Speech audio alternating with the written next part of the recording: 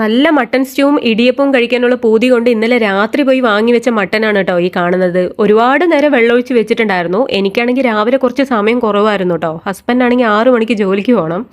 അപ്പോൾ ഞാൻ അത് വേഗം എടുത്ത് കുക്കറിലോട്ട് ഇട്ടു. ഒരു കഷ്ണം ഇഞ്ചി ചതച്ചതും ലേശം മഞ്ഞൾപ്പൊടിയും ലേശം ഉപ്പും ആവശ്യത്തിനുള്ള വെള്ളം ഒഴിച്ചിട്ട് വേവിക്കാൻ വെക്കുന്നുണ്ട്. ഒരു 6-7 വിസിൽ വേവിക്കുന്നുണ്ട് കേട്ടോ. ഇടിയപ്പം ഓൾറെഡി റെഡിമെയ്ഡ് വാങ്ങിയതുകൊണ്ട് അത് ജസ്റ്റ് ഒന്ന് ആവിയിലൊന്ന് ചൂടാക്കി എടുക്കുക ചെയ്തത്.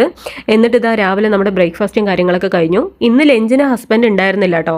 കുറച്ച് മട്ടൻ വേവിച്ചത് ഞാൻ ഇതുപോലെ ഒന്ന് മാറ്റി വെച്ചിട്ടുണ്ടായിരുന്നു. അപ്പോൾ സിമ്പിളായിട്ടൊരു ഗ്രേവി ഉണ്ടാക്കി.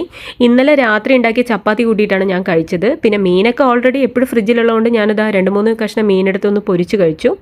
ഫുഡെല്ലാം കഴിച്ച് കുറച്ച് നേരം ഇങ്ങനെ ഇരുന്ന് ബോറടിച്ചപ്പോൾ ഞാൻ അപ്പുറത്തെ എൻ്റെ ഫ്രണ്ടിൻ്റെ ഫ്ലാറ്റിൽ പോയിട്ടോ. പോയെണ്ണ അവളിതാ അവിലോസ് പൊടി തന്നു. നല്ല ടേസ്റ്റ് ഉണ്ടായിരുന്നു. നാട്ടിൽ നിന്ന് കൊണ്ടുവന്നതാണ്.